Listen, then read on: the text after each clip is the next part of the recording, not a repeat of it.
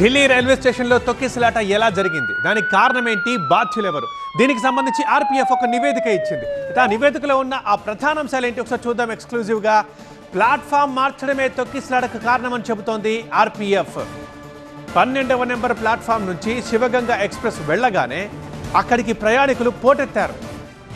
దీంతో 12, 13, 14, 15, 16 ప్లాట్ఫామ్లు రద్దీగా మారిపోయాయి. గంటకు 1500 టికెట్ల విక్రయాన్ని కూడా ఆపాలని మేము కోరామని చెప్పింది ఆర్పీఎఫ్.